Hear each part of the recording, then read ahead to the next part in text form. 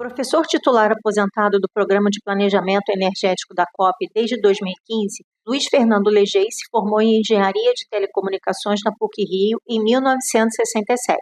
Cursou o mestrado em Engenharia Elétrica de Sistemas e Computação na COP e, após concluir, ingressou na instituição como instrutor do Programa de Engenharia Elétrica. Em 1974, Legei concluiu seu doutorado na Universidade da Califórnia, em Berkeley, nos Estados Unidos. Legei colaborou ainda na criação do Programa de Sistemas e Computação da COP, atuou no Programa de Engenharia de Produção na área de Planejamento Urbano e Regional, foi vice-diretor e, posteriormente, diretor da instituição entre 2002 e 2003. Orientou cerca de 40 dissertações de mestrado e 15 teses de doutorado. Publicou mais de 50 artigos em congressos e periódicos. Fui para a COP por um convite do próprio professor Coimbra, né? Queria fazer a COP crescer com qualidade. Então ele ficava procurando bons alunos pelas universidades, contratava essas pessoas para serem monitores. Formei em 68, aliás, 67. Fui para a COP em 68. Em 67, o mercado para engenheiros estava muito aquecido. Muita procura por engenheiros. O Coimbra, sabendo disso, ele tinha condições de oferecer monitoria, né? Então eu ganhei uma monitoria. Como é que eu soube que tinha isso? Eu tinha um amigo, Wanda Costa Marques, que trabalhava no DCC, Departamento de Cálculo Científico, que era coordenado pelo Tércio Pacite. E o Ivan me conhecia e falou: olha, a COP está procurando bons alunos, tal. Você não quer ir lá conversar?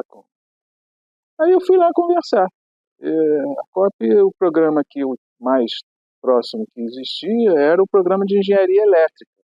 Quem estava à frente desse programa era um professor chamado Carlos Távora.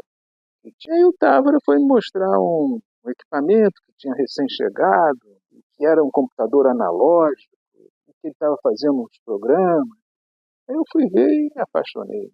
A COP, na realidade, ela deve sua criação, claro, ao professor Coimbra, né?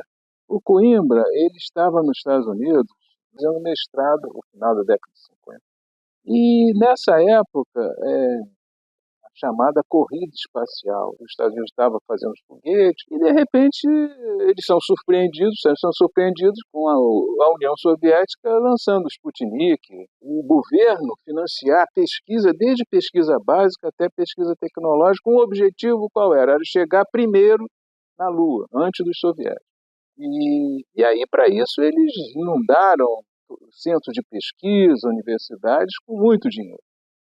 E para desenvolver, desde pesquisa básica, as chamadas também ciências da engenharia, e o Coimbra ficou fascinado com aquilo. E quando voltou ao Brasil, ele disse: nós temos que fazer uma coisa parecida aqui, senão a gente vai ficar para trás. Tal. Nessa época não tinha praticamente mestrado nenhum no Brasil. Tinha alguma coisa no ITA, que tinha um convênio com uma universidade americana, e aí começou a COP. A escola dele, que era a Escola de Química, em 1963, ele começou com um mestrado em engenharia química. Dei o golpe de 64. Os militares gostam muito dessa história de tecnologia. Queriam investir. Tinha no Banco Nacional de Desenvolvimento Econômico, tinha um economista chamado Inácio Rangel, pôs a criação de um fundo de desenvolvimento tecnológico chamado Funtec. E esse Funtec era administrado por um funcionário do BNDES chamado José Pelúcio. Era amigo do Coimbra. Então o Pelúcio falou para o Coimbra dessa possível fonte de financiamento, e aí foi a grande solução para a COP. E aí pôde isso, contratar gente, pôde dar bolsa para jovens professores com a possibilidade de crescimento. E a ideia do Coimbra era isso, já que não tem doutores aqui no Brasil, então o que a gente vai fazer é pegar das universidades, bons alunos, eles fazem um mestrado na COP, e depois eles vão para o exterior para fazer o doutorado e voltam para a COP. O Coimbra, ele sabia escolher. Era muito assim, na base da indicação, como foi o meu caso. Eu mesmo fui fazer visitas, divulgação da COP, e tentar recrutar bons alunos para fazerem mestrado. Tinha um outro professor, o Júlio Massarani, era uma figura. Era ele e o Coimbra, assim, e o Massarani disse que ele escolhia os professores pelo branco do olho. O fato é que o branco do olho ou não, eles conseguiram criar uma equipe impressionante. Tinha muita gente de outra universidade que vieram fazer o seu mestrado e doutorado na COP depois. E a COP estava com recursos e com pessoas dispostas a fazer a coisa correta. A gente procurava estudar matemática, e isso o Coimbra incentivava muito a tal das ciências da engenharia. Então, não era só fazer as coisas como sempre foram feitas, era criar, era inovar, era desenvolver conhecimento no Brasil. Então, isso fazia com que a gente se sentisse parte de uma grande família, com um objetivo, com uma missão de ajudar o Brasil a se desenvolver. Então, o que a COP realizou é motivo de orgulho mesmo, e é incrível que aquele grupo de garotos, 30 anos, tal, metidos, conseguiram realizar. Eu me sinto até emocionado de falar da COP. Eu vou fazer uma citação do Pinguelli. O Pinguelli dizia que a COP tinha 3 grandes pilares. O primeiro pilar era tempo integral. Coimbra fazia questão de que todo mundo que fosse para a COP tinha que ser tempo integral. O segundo pilar era a tal da Comissão de Qualificação Acadêmica, que hoje em dia se chama Avaliação de Docentes, CAD. Era isso, acompanhar como é que os professores estavam atuando, né? Tanto na parte de ensino como na parte de pesquisa. E o terceiro grande pilar era a COPTEC. Em vez de ser alguma coisa como existia na escola de engenharia, em que os professores davam consultoria individualmente, a COPTEC foi criada para intermediar esse processo. Toda organização, quando começa a crescer, chegam pessoas que não têm exatamente aquela visão, né, que foi a visão inicial.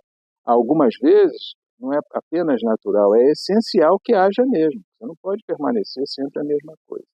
Mas também não pode deixar que essas coisas levem a uma distorção do que fez a COP ser a COP. Esse é o grande perigo. Porque aí você começa...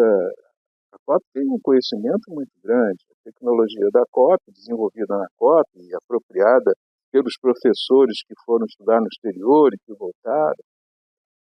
Se você começar a pensar nisso apenas como alguma coisa utilitária que você vai usar para desenvolver projetos para empresas, e não pode ser o grande estímulo dos docentes complementar salário com essa atividade.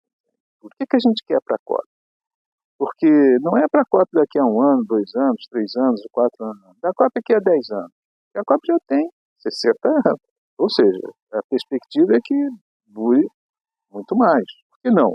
É fazer um grupo assim, de algumas pessoas, de alguns professores com mais vocação para isso, para pensar no futuro, e ver como é que a gente pode tentar direcionar a pesquisa e desenvolvimento da COP.